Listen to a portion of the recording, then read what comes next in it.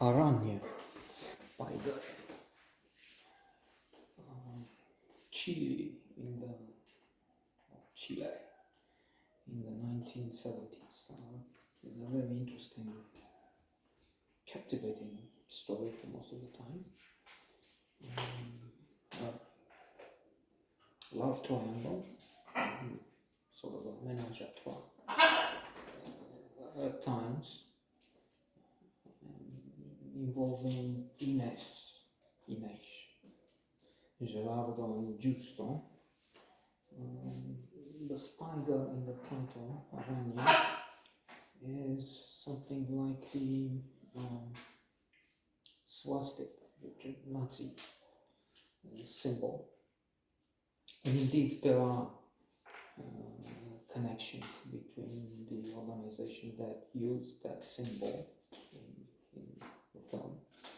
And I suppose it's fiction, not a documentary, but they've taken a lot from real life history.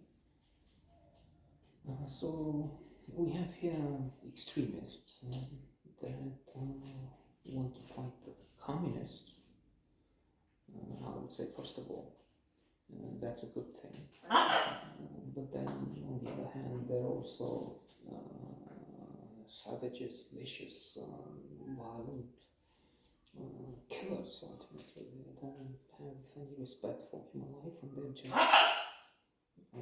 rebels without a cause, rebellious for the sake of it, not for good cause, but vile goal, in fact. And in the beginning, we have, in fact, things happening in the present. There's the old Gerardo killing a man with a car, and then they find a lot of ammunition and guns at his house, machine guns, and they take him in. But where I think the movie is mistaken, at least I didn't like that, is when it goes into conspiracy theories. Conspiracies happen, and indeed there's a piece in The Economist explaining that some things happen, let's say in Congo, that they have wild, stupid, false explanations for everything from COVID to genocide in Rwanda to you name it, they have it. But there were some things that happened, and the small grain of truth, which is generating a ton of shit. As in Lungu, they killed, the CIA did have a hand, really killed through their agents. Lungu, a president after the independence, and so on. So that, starting from that, from a fact which was conspired to have it made, done, accomplished, then anything goes. Everything is conspiracy. So that's something which makes me very uneasy. In fact, rejects a plot which has these elements. They want to keep him inside because they don't want the truth to come out, and because some of these people are associated with the spider, with the symbol, with these extremist organizations, Ines in particular, in key positions, and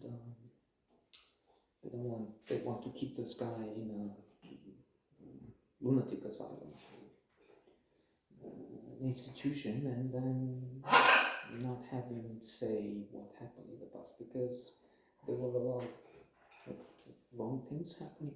Although, if you want to know my take, having been through communism, having lived under communism until 1989, which I just felt Berlin Wall and all the rest, and then the Soviet Union. I hate communism most of all. We still have consequences. I can see them around here. But some of the Red Plague descendants, some of those who made money speculating the corruption, the legacy of the communist regime, to make it short. Otherwise, I will get into a tirade, and then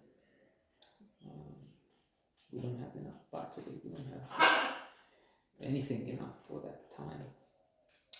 So there is that. And Allende,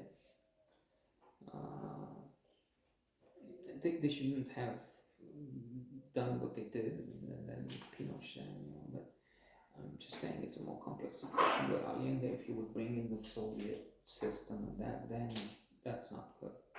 And on the other hand, also Pinochet, the evil dictator, okay, but he created the conditions for market economy. He used some Chicago economists, and then Chile is now spectacularly ahead.